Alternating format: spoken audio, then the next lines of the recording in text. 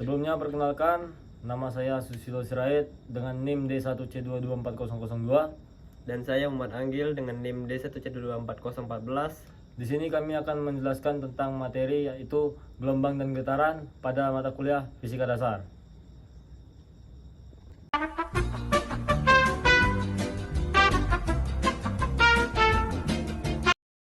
Apa itu getaran? Getaran adalah gerakan bolak-balik suatu benda di sekitar titik kesetimbangannya. Gerakan ini berulang secara periodik dalam selang waktu tertentu. Sederhananya, getaran adalah gerakan yang berulang-ulang. Contoh getaran dalam kehidupan sehari-hari. Yang pertama, bandul jam. Bandul jam terus-menerus bergerak bolak-balik. Yang kedua, gitar. Ketika senar gitar dipetik, senar akan bergetar menghasilkan bunyi. Yang ketiga, gempa bumi. Getaran pada permukaan bumi akibat pergerakan lempeng tektonik. Yang keempat, getaran mesin. Mesin-mesin besar seperti motor atau mobil menghasilkan getaran.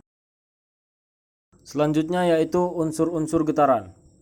Yang pertama ada amplitudo atau simpangan terbesar benda dari titik kesetimbangan. Yang kedua ada periode, waktu yang dibutuhkan untuk melakukan suatu getaran penuh. Yang ketiga frekuensi, banyaknya getaran yang terjadi dalam suatu satuan waktu, biasanya 1 detik. Frekuensi adalah kebalikan dari periode.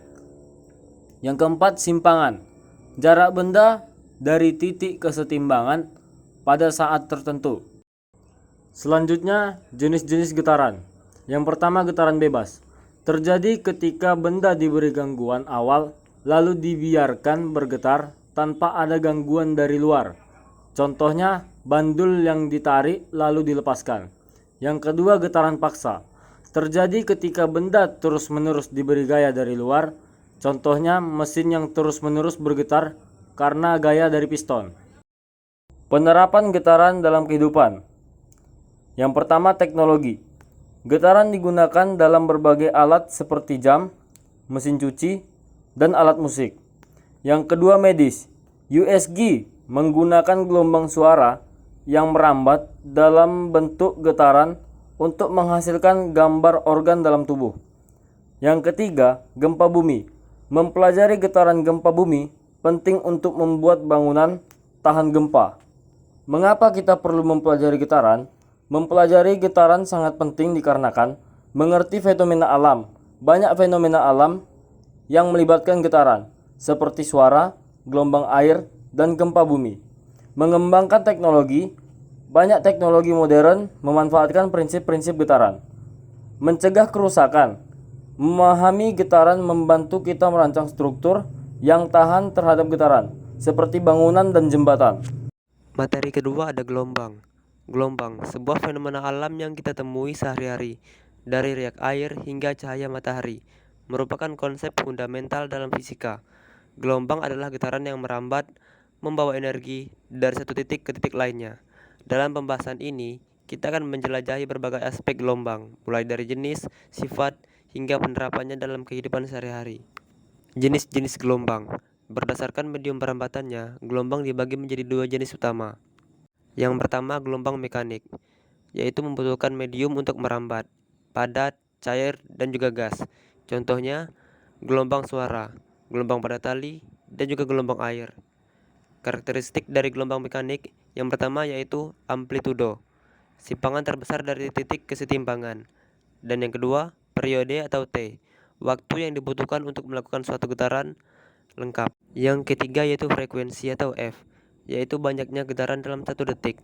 Yang keempat, panjang gelombang atau lambda, yaitu jarak antara 2 titik setara pada gelombang. Dan yang kelima, cepat rambat atau V, yaitu jarak yang ditempuh gelombang dalam satu satuan waktu. Yang kedua yaitu gelombang elektromagnetik, yaitu dapat merambat dalam ruang hampa. Contohnya gelombang cahaya, gelombang radio, dan juga sinar X. Karakteristik dari gelombang elektromagnetik yaitu memiliki sifat dualisme partikel dan juga gelombang. Merupakan gelombang transversal dan juga cepat rambat dalam ruang hampa adalah kecepatan cahaya. Berdasarkan arah getarannya terhadap arah rambatan, gelombang dibagi menjadi yang pertama, gelombang transversal, yaitu arah getaran tegak lurus dengan arah rambatan. Contohnya gelombang pada tali. Dan yang kedua, gelombang longitudinal, yaitu arah getaran searah dengan arah rambatan. Contohnya, gelombang suara. Sifat-sifat gelombang. Yang pertama, refleksi, yaitu pemantulan gelombang saat mengenai batas medium. Yang kedua, refraksi, yaitu pembiasan gelombang saat melewati dua medium yang berbeda. Yang ketiga, difraksi, yaitu pelenturan gelombang saat melewati celah sempit. Yang keempat, interferensi, yaitu perpaduan dua gelombang atau lebih. Yang kelima, polarisasi, yaitu orientasi getaran gelombang transversal. Penerapan gelombang dalam kehidupan sehari-hari. Yang pertama, gelombang suara.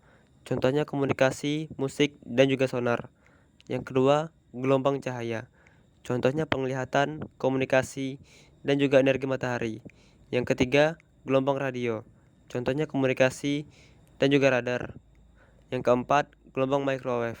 Contohnya oven microwave, komunikasi, dan juga satelit. Yang kelima, gelombang sinar X. Contohnya pemeriksaan medis dan juga industri.